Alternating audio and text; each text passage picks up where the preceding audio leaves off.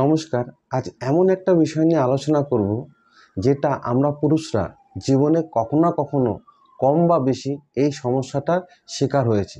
পুরুষের যৌন সমস্যা, এই ব্যাপারটা নিয়ে আমাদের আলোচনা করার আগ্রহ আছে প্রচুর, কিন্তু সামাজিক এবং লৌকিক কারণের জন্য আমরা সেই কাজটা কিন্তু করতে পারি না।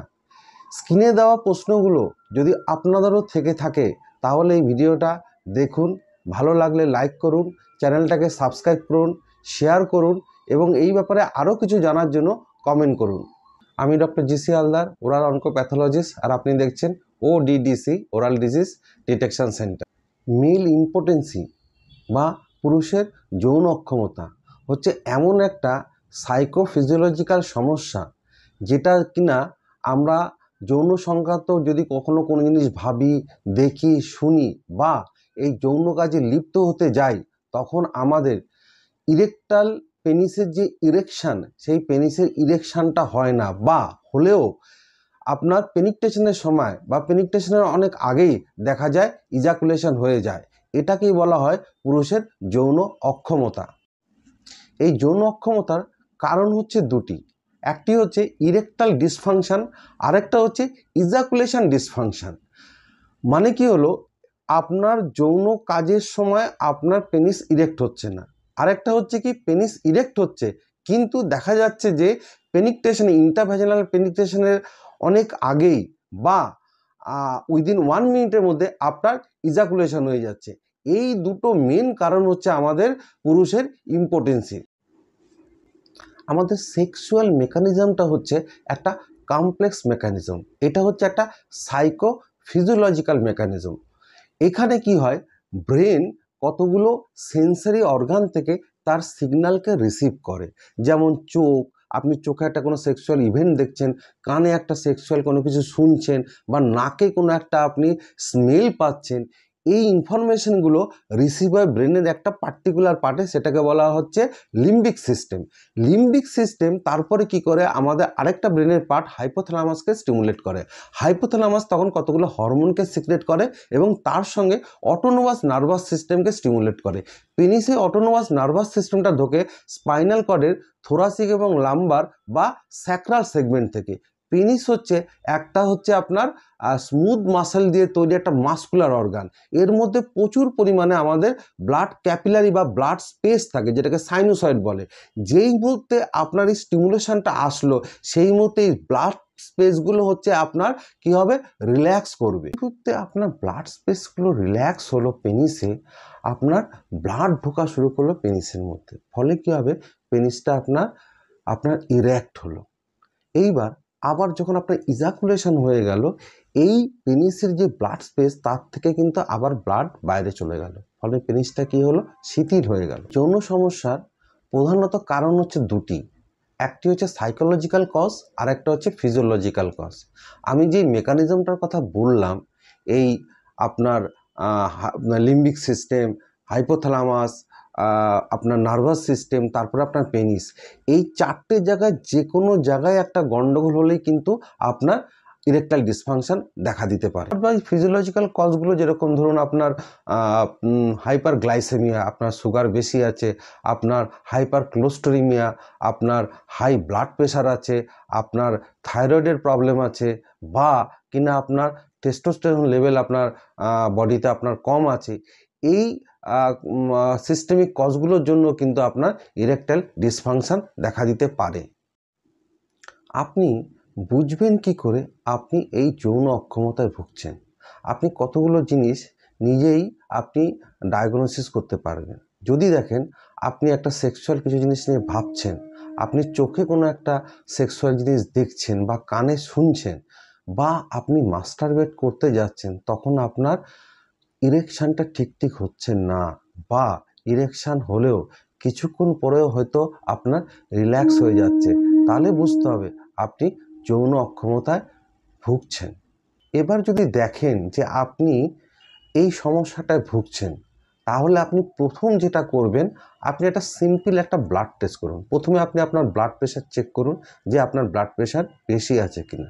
তারপর আপনি ব্লাডের চেক করান, আপনি ব্লাডের সুগার চেক করান, আপনি ব্লাডের কোলেস্টেরল চেক করান, আপনি ব্লাডের থাইরয়েড চেক করান এবং আপনি ব্লাডের একটা পার্টিকুলার হরমোন যেটাকে বলে মেল হরমোন সেই টেস্টোস্টেরন চেক করান। এখন যে ল্যাবগুলো আছে তাদের দেখবেন নর্মাল ভ্যালু এবং আপনার নিজের ভ্যালুটা দিয়ে দেয়। যদি দেখছেন এই দুটোর মধ্যে সাংঘাতিক কোনো কিছু পার্থক্য আছে তাহলে ভাববেন যে আপনার এই ইরেকটাইল ডিসফাংশনটা কিন্তু আপনার যেটা হচ্ছে সেটা ফিজিওলজিক্যাল কজের জন্য হচ্ছে, সেটা কিন্তু সাইকোলজিক্যাল কজের জন্য নয়। যদিও স্ট্যাটিস্টিক্যাল রেকর্ডে দেখা গেছে যে সাইকোলজিক্যাল কজ হচ্ছে বেশি compare to the physiological cause, younger এজে কিন্তু সাইকোলজিক্যাল কজটা বেশি কম্পেয়ার টু দ্য ফিজিওলজিক্যাল কজটা কিন্তু একটু এল্ডার গ্রুপের এজেদের বেশি পাওয়া যায়। এবার আপনি বুঝবেন কি করে যে আপনি ইরেকটাইল ডিসফাংশনে আপনি ভুগছেন। এটার জন্য একটা স্কোরিং সিস্টেম আছে, IIEF বা international index of erectile function. এরা একটা স্কোরিং দেয়, স্কোরিং আপনি এটা বাড়িতে বসেই করতে পারবেন। এখানে 15খানা কোশ্চেন থাকে, 5খানা ব্যাপারের উপরে স্কোরিং হয়। একটা হচ্ছে কনফিডেন্স, একটা হচ্ছে ফ্রিকোয়েন্সি, একটা হচ্ছে এবিলিটি, একটা হচ্ছে ডিফিকাল্টি, আর একটা হচ্ছে আপনার স্যাটিসফ্যাকশন। যদি স্কোরিংটা 21 থেকে 25-এর মধ্যে থাকে তাহলে বুঝবেন আপনি ইরেকটাইল ডিসফাংশনে ভুগছেন না। যদি স্কোরিংটা 21-এর নিচে নামে তাহলে বুঝবেন আপনি আপনার ইরেকটাইল ডিসফাংশনে ভুগছেন। এবং এটা যদি 5 থেকে 7 নেমে যায় তাহলে বুঝতে হবে আপনি কিন্তু সিভিয়ার ইরেকটাইল ডিসফাংশনে আপনি ভুগছেন। ইরেকটাইল ডিসফাংশনটা সাইকোলজিক্যাল কজের জন্য হচ্ছে না ফিজিওলজিক্যাল কজের জন্য হচ্ছে, এটা বোঝার জন্য কতগুলো টেস্ট আছে। তার মধ্যে একটা খুব পপুলার টেস্ট হচ্ছে NPTR। এখানে একটা ডিভাইস থাকে, সেটার নাম হচ্ছে আপনার রিজি স্ক্যান। এইটা হচ্ছে আপনার 24 আওয়ার্স না, রাতের বেলা এটা আপনি যখন ঘুমোচ্ছেন তখন আপনার পেনিসের সঙ্গে এই ইনস্ট্রুমেন্টটাকে আপনাকে অ্যাটাচ করা হয় এবং এটা আপনার রাতভর এই ইনস্ট্রুমেন্টটা আপনার রিডিং নেয়। যদি দেখা যায় যে আপনার পেনিসটা ঘুমের সময় ইরেক্ট হচ্ছে তাহলে বুঝতে হবে যে আপনার ইরেকটাইল ডিসফাংশন কারণ হচ্ছে কিন্তু আপনার সাইকোলজিক্যাল। আর যদি দেখা যায় যে রাতের সময় আপনার পেনিস ইরেক্ট হচ্ছে না, এই স্ক্যানে যদি রিপোর্ট সেই যদি না দেখায় তাহলে বুঝতে হবে যে আপনার কিন্তু এটার কারণ হচ্ছে আপনার ফিজিওলজিক্যাল। এবার আসি যে প্রশ্নগুলো আপনাদের সামনে করেছিলাম যে ইরেকটাইল ডিসফাংশন বা আপনার আর্লি ইজাকুলেশন শীঘ্র পতনের সঙ্গে কি আপনার ইনফার্টিলিটি বা বন্ধ্যাত্বতার কোনো যোগাযোগ আছে? মোটেই কিন্তু নয়। ইরেকটাইল ডিসফাংশন থাকলেও কিন্তু আপনি ফার্টাইল হতে পারেন। ফার্টিলিটি ডিপেন্ড করছে আপনার স্পামে, আপনার সিমেন্সে যে স্পাম আছে তার কোয়ালিটি এবং কোয়ান্টিটির উপরে। এর সঙ্গে কিন্তু আপনার পেনিস ইরেক্ট করছে কিনা, আপনার তাড়াতাড়ি ইজাকুলেশন হচ্ছে কিনা এর কোনো সম্পর্ক কিন্তু নেই। চতুর্থ প্রশ্ন ছিল যে যৌন অক্ষমতার কারণ কি রেগুলার মাস্টারবেশন? মোটেই নয়। মাস্টারবেশন একটা হচ্ছে ফিজিওলজিক্যাল প্রসিডিওর, এর সঙ্গে কিন্তু যৌন অক্ষমতার কোনো কিন্তু যোগসূত্র নেই। কিন্তু হ্যাঁ, একটা কথা মনে রাখতে হবে, যদি মাস্টারবেশন আপনার অ্যাডিকশান এবং কম্পালশন হয়ে যায় তাহলে কিন্তু সেটা কিন্তু বিপদ আছে, সেটা কিন্তু আপনার আর্লি ইজাকুলেশনের কিন্তু কারণ হতে পারে। 6 নম্বর প্রশ্ন ছিল ছোট লিঙ্গ কি আপনার যৌন অক্ষমতার কারণ হতে পারে? মোটেই নয়। লিঙ্গের সাইজের উপরে আপনার যৌন অক্ষমতা বা যৌন সুখ কিন্তু নির্ভর করে না। আমরা যেটা করি পেনিট্রেশনটাই আমরা ভাবি যে আমাদের যৌন সুখ, কিন্তু পেনিট্রেশনটা কিন্তু যৌন সুখ না। যৌন সুখটা কিন্তু তার শুরু হয় তার আগে থেকে, যেটাকে বলা হয় সিঙ্গার বা পূর্বলাগ বা ফরপ্লে। এই ফরপ্লে পার্টটা কিন্তু আপনার যৌন কাজে লিপ্ত হওয়ার অনেকখানি অংশ কিন্তু প্লে করে। অতএব আমরা যদি ওই পার্টটা যদি অনেকখানি ঠিকভাবে যদি করতে পারি তাহলে কিন্তু আমাদের স্যাটিসফ্যাকশান মানে সেক্সুয়াল স্যাটিসফ্যাকশান কিন্তু আমরা অনেক বেটার পেতে পারি। 7 নম্বর প্রশ্ন ছিল যে পুরুষের লিঙ্গ সাইজ নর্মাল কত হয়? এটাও আপনার স্ট্যাটিস্টিক্যাল রেকর্ড দুই একটা যেটা আছে দেখুন, লিঙ্গের সাইজ বা আমাদের দেহের যে কোনো অর্গানের সাইজ ডিপেন্ড করে আপনার কতখানি হাইট তার উপরে, ঠিক আছে। জেনারেলি দেখা গেছে আমাদের লিঙ্গ ইরেক্ট অবস্থাতে 5 থেকে 7 ইঞ্চির মতন আমাদের লিঙ্গ নর্মাল হয়। অতএব এটা আপনার স্ট্যান্ডার্ড লেন্থ, আপনি এটা ধরে নিতে পারেন না। দিনে অধিকবার ইন্টারকোর্স করলে আপনার শারীরিক কোনো কিন্তু ক্ষতি হয় না, বরং এইটা দেখা গেছে যদি আপনি মাস্টারবেশন করুন বা আপনি ইন্টারকোর্স করে ইজাকুলেশন করুন, তাতে একটা রিপোর্টে দেখা গেছে যে আপনার অধিক টাইম আপনার ইন্টারকোর্স বা মাস্টারবেশন যদি করেন তাতে দেখা যায় যে risk of the prostate cancer কিন্তু অনেক সময় কমে যায়। ইরেকটাইল ডিসফাংশন ম্যানেজমেন্ট প্রধানত আপনার করা হয় এর কারণ কি তার উপরে বিবেচনা করে। এর সার্জিক্যাল ম্যানেজমেন্ট আছে, এর মেডিকেল ম্যানেজমেন্ট আছে, এর থেরাপিউটিক্যাল ম্যানেজমেন্ট আছে। সার্জিক্যাল ম্যানেজমেন্ট হচ্ছে যেমন পিনাইল কার্ভেচার, অনেক সময় পেনিস অনেক রকমের কার্ভেচারে থাকে, সেক্ষেত্রে কিন্তু আপনার সার্জিক্যাল ম্যানেজমেন্ট দরকার। অধিক পরিমাণে যেটা করা হয় সেটা হচ্ছে মেডিকেল ম্যানেজমেন্ট, যেটা হচ্ছে আপনারা জানেন সিলডেনাফিল, মানে ভায়াগ্রা বা আপনার ম্যান ফোর্স হিসাবে যেই মেডিসিনটা পাওয়া যায় সেটাই অধিক পরিমাণে আপনার ব্যবহৃত হয়। কিন্তু এটা মনে রাখতে হবে যে শুধু এই ভায়াগ্রাটাই বা এই সিলডেনাফিলই শুধু ইরেকটাইল ডিসফাংশনে ব্যবহার হয় তা কিন্তু নয়।